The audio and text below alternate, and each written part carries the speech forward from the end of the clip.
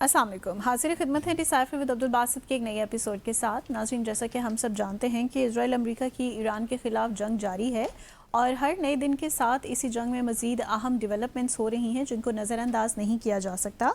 और आज के अपने डिसाइफर में हम इन्हीं डेवलपमेंट्स को अपनी डिस्कशन का हिस्सा बनाएंगे। और इसके साथ साथ पाकिस्तान के सालिसी के किरदार पर भारत के अंदर बहुत ज़्यादा बात हो रही है। इस ज़िम्न में भारत के वज़ीर ख़ारिजा का भी एक बयान सामने आया है, इस पर बात होगी।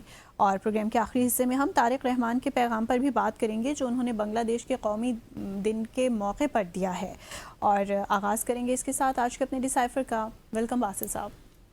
जी बहुत शुक्रिया मुंतहा। बिस्मिल्लाहिर्रहमानिर्रहीम और तमाम देखने वालों को अस्सलाम वालेकुम और गुज़श्ता ईद उल फितर मुबारक।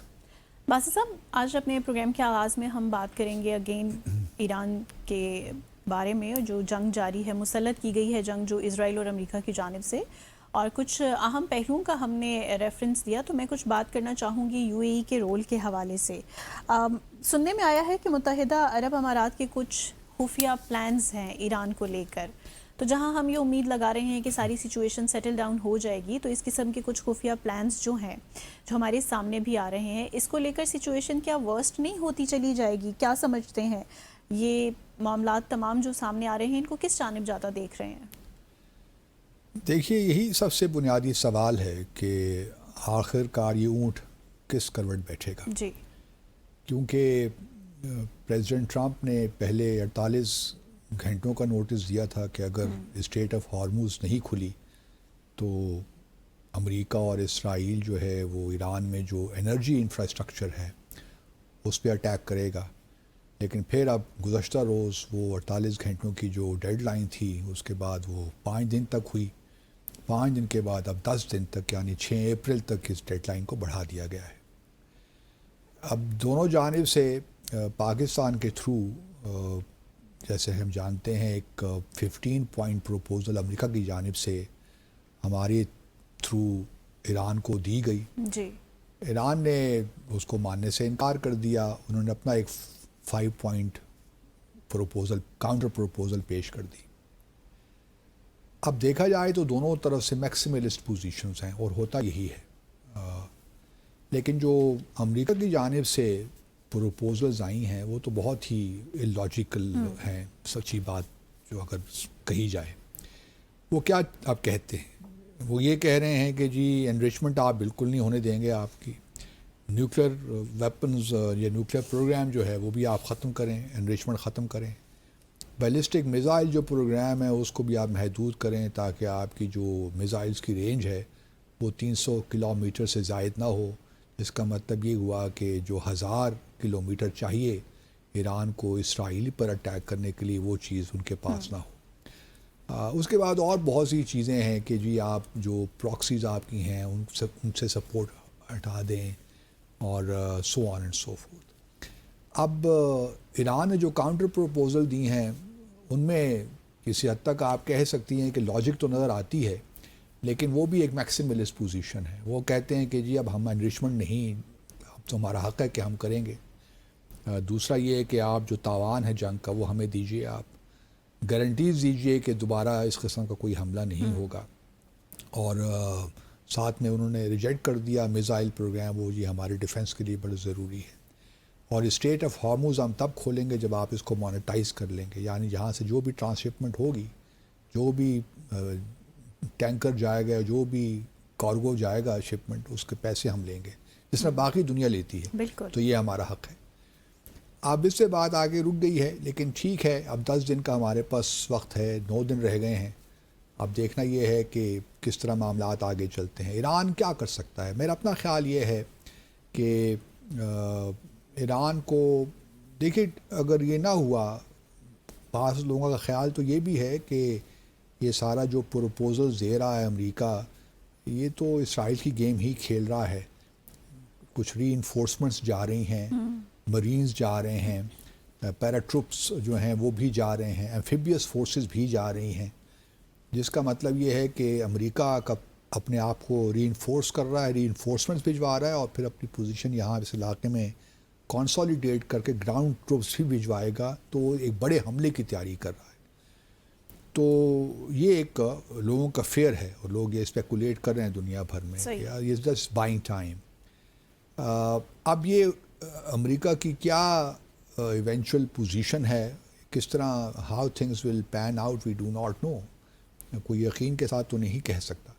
لیکن یہ ضرور ہے کہ جو حالات ہیں وہ یہی بتاتے ہیں کہ شاید امریکہ کچھ ایسی باتیں سوچ رہا ہے, اگر وہ کر لے تو شاید اس سے حالات مزید بگڑ جائیں گے. ہم نے, آپ کو یاد ہوگا کہ پچھلے ہفتے جو اپنے پروگرام میں ہم نے ڈسکس کیا تھا, اس سے پہلے کیا تھا خرگ جزیرے کا جو ایران کے پاس ہے, جو کہ جہاں سے سارا آئل وہ لوڈ ہوتا ہے اور نکلتا ہے اور ایکسپورٹ ہوتا ہے, وہ ہب ہے آپ کہہ لیجئے آئل کا. تو اس پہ وہ قبضہ کرنے کی سوچ رہے ہیں. اب اس پہ قبضہ تو امریکہ کر سکتے ہیں, نہیں کر سکتے, کیونکہ اس کے ارد گرد, تمام جزیرے کے ارد گرد ایران نے مائنز بچھا دی ہیں. اب وہ اوپر سے پیرا ٹروپس آئیں اور کر لیں تو کر لیں, لیکن ایمفیبیس فورسز کی جہاں تک بات ہے, آئی ڈو ناٹ نو, جب تک کہ مائن سویپرز نہیں آئیں گے, ان کو مائنز کو ختم نہیں کریں گے, اس وقت تک کسی بھی گراؤنڈ فورسز کا جانا بڑا مشکل ہے. تو لیکن امریکہ کی یہ خواہش ہوگی کہ وہ یہاں پہ آ کر قبضہ کر لے اور جتنا بھی ایک انفراسٹرکچر ہے ایران کا وہ اپنے کنٹرول میں کر لے, اور شاید پھر ایران مجبور ہو جائے فلیکسیبلٹی شو کرنے میں. صحیح. اچھا, اس سے بھی بڑی ایک اور بات جو ہے وہ بھی سامنے آئی ہے, وہ یہ ہے کہ ایران جو ہے اپنے متحدہ عرب امارات, وہ بھی کوشش کر رہا ہے کہ یہ جنگ فی الحال جاری رہے, اور اس دوران یہ اسپیکولیشن ہے, کوئی خبر نہیں ہے, لیکن لوگوں کی اسیسمنٹ ہے جی کہ یہ جنگ جاری رہے, اور اس جنگ کا فائدہ اٹھاتے ہوئے متحدہ عرب امارات وہ جو 3 ڈسپیوٹڈ آئلینڈز ہیں ان پہ قبضہ کر لے. یہ بھی اپنے ناظرین کو ہم بتاتے چلیں کہ 3 جزیرے ہیں, ایک ابو موسیٰ ہے, گریٹر تمب ہے اور لیسر تمب ہے. تو یہ ایسٹرن پرشین گلف کی سائٹ پہ ہیں. آپ کہہ سکتی ہیں کہ ابو موسیٰ سب سے بڑا جزیرہ, جہاں تقریباً 2000 لوگ رہتے بھی ہیں. باقی جو گریٹر تمب ہے, لیسر تمب ہے, اس میں کچھ فیسیلیٹیز ہیں ایران کی. اچھا, اب یہ تینوں جو جزیرے ہیں ایران کے قبضے میں ہیں. 1971 میں عرب امارات تو ایک نیا ملک ہے نا, جی. جب برطانیہ یہاں سے وڈرا کرنے لگا تو 3 ممالک وجود میں آئے. ایک تو عرب متحدہ امارات جو ہے, 7 اسٹیٹس تھیں, وہ مل کر یہ متحدہ عرب امارات ہو گئیں, جس میں ابوظہبی بھی ہے اور دبئی بھی ہے, شارجہ وغیرہ. اچھا, اس کے بعد بحرین اور قطر بھی 1971 میں برطانیہ جو سامراجی قوت تھی انہوں نے یہاں سے وڈرا کیا, تو یہ 3 ممالک وجود میں آئے. اچھا, یہ جو 3 ڈسپیوٹڈ آئلینڈز ہیں, اس پہ جب متحدہ عرب امارات میرے خیال میں 2 دسمبر کو اسٹیبلش ہوا, تو اس سے پہلے نومبر کے مہینے میں غالباً 30 نومبر کو ایران نے دیکھا کہ اب یہ موقع ہے, تو انہوں نے 3 جزیروں پہ قبضہ کر لیا, اور اس دن سے یہ جزیرے ایران کے پاس. اب ان کی بڑی اسٹریٹجک ویلیو ہے, اگر آپ دیکھیے وہاں جو پریزنس ہے کسی بھی ملک کی, اور خاص طور پہ جو اس وقت ہارموز میں اسٹریٹ میں ہو رہا ہے, اس کو اگر آپ سامنے رکھیے تو پھر اس کی اہمیت کا ہوتا ہے اندازہ.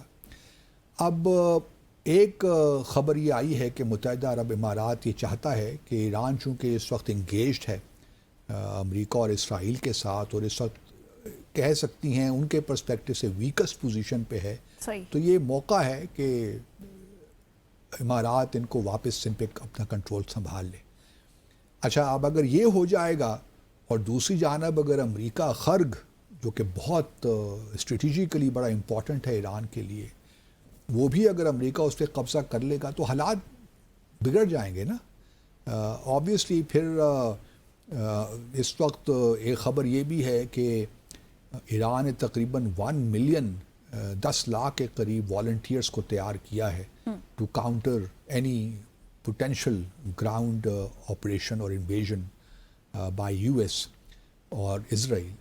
تو اس کی تیاری میں وہ بھی اپنی تیاری کر رہے ہیں. تو اگر یہ ان پہ قبضہ ہو جاتا ہے, امارات ان 3 جزیروں پہ قبضہ کر لیتا ہے اور امریکہ خرق پہ قبضہ کر لیتا ہے، تو پھر وہ صورتحال تو نہیں رہے گی نا. کچھ لوگ کہتے ہیں کہ چلیے یہ آرگومنٹ ہم مان لیتے ہیں کہ کچھ ایران پہ پریشر بلڈ ہوگا، کیونکہ سارا جو اکنامک جو اس کا آئل یا انڈسٹری ہے اس کو اسٹرینگل کرنے کی بات ہے، تو شاید وہ کچھ فلیکسیبلٹی دکھا دے، لیکن اس کا بیک فائر بھی کر سکتا ہے. ایران اور زیادہ نیشنلسٹ جو ہے ابھرے اس کی نیشنلزم، اور وہ مزید لڑائی کی طرف جائے اور ان کو نکالنے کی کوشش کرے، تو یہ مزید معاملات الجھ سکتے ہیں اور یہ جو کانفلکٹ ہے یہ پرولونگ ہو سکتا ہے. اب یہ کسی کی بھی خواہش کم از کم پاکستان میں بیٹھ کے تو ہماری نہیں ہے، لیکن میرا اپنا خیال یہ ہے کہ ایران کو بھی تھوڑا بہت چیزوں کو دیکھنا چاہیے. ابھی تک الحمدللہ پاکستان کی کچھ ایفرٹس رہی ہیں جس کی وجہ سے سعودی عرب خاص طور پہ بڑی کنسٹرینٹ دکھا رہا ہے، مطلب ریسٹرینٹ ایک ہے. کچھ اگر ڈرونز آئے بھی ہیں ایران کی جانب سے تو وہ فی الحال جو ہے سعودی عرب نے اس نے ریٹیلیٹ نہیں کیا، کیونکہ سعودی عرب کو اس بات کا ادراک ضرور ہے کہ اگر ہم بھی انوالوڈ ہو گئے تو پھر ہم تو اسرائیل کی گیم ہی کھیل رہے ہیں، اور اسرائیل ہی پھر اس خطے میں ہیجمون کے طور پہ ابھرے گا.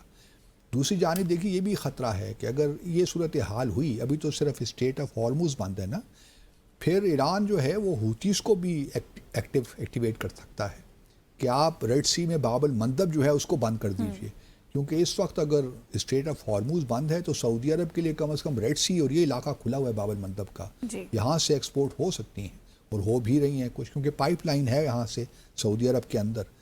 تو یہ کم از کم آپ کہہ سکتی ہیں کہ کچھ ایک کنسولیشن ہے کہ چلیے وہ بند ہے سعودی عرب کے لیے باب المندب کھلا ہے. لیکن اگر یہ صورتحال اتنی بگڑ جاتی ہے، مزید ایسکلیشن ہوتی ہے، اور ابھی دیکھیے جنگ تو جاری ہے، امریکہ اور اسرائیل فی الحال جو انرجی انفراسٹرکچر ہے اس کو ٹارگٹ نہیں کر رہے، کیونکہ ان کو پتہ ہے کہ اگر ہم نے یہ کیا تو ایران بھی ریٹیلیٹ کرے گا.